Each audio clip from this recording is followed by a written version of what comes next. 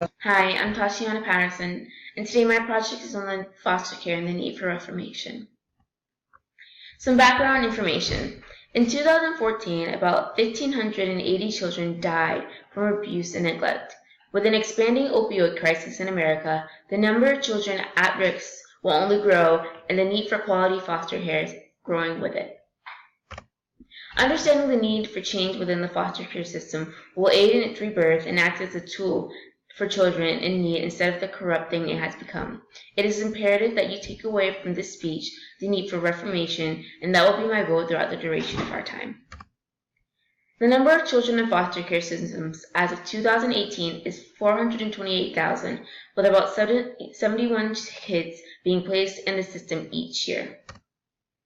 Joachim Hagelpin from Global Research says each county's Child Protective Services Department in the United States operates under a separate budget funded by individual county.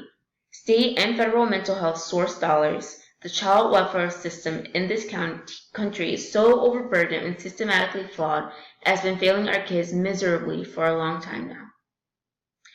The alarming rate at which these services are needed prevents quality service from being administered to children that need them. With alarming frequency, foster and healthcare providers are turning to a risky but convenient remedy to control the behavior of thousands of troubled kids. They're numbing them with psychiatric drugs that are untested and often not approved for children. These methods used on the masters of foster care children is horrible and inexcusable. In sharing the number of children affected by the system and urging you to see the real behind-the-scenes acts that these children are living, I will now give examples and information on how the government plays a crucial role in the funding and regulations of foster care systems. The government plays a vital act in the regulation and distribution of funds within American foster care systems. The government gives the state about $6,000 a month per child in their care, as well as giving basic living regulations and school requirements. There is still plenty of room for error within the system. The role of the federal government in foster care is presently the subject of controversy by congressional and advocacy group criticism. With the passage of Public Law 96-272 in 1980, HHS became involved in the administration of the foster care system to an unprecedented extent. While the government does have to be involved in the affair of the foster care system, their concerns lay more on the monetary issues and legal issues that arise with school-age children. CPS professionals are charged with the responsibility of investigating all reports of child abuse and neglect to determine, according to state law, whether child maltreatment has occurred. In those cases where abuse is sustained, these staff are forced with a difficult decision because services and support services for dysfunctional families are in short supply in many communities and states.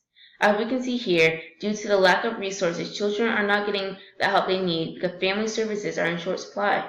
This may be the truth, but the fact is placed on these innocent children every single day. The very laws put in place to protect them ends up betraying them. Federal involvement in foster care systems was first initiated in 1935 when services were made available to foster care children and their families under the Child Welfare Program.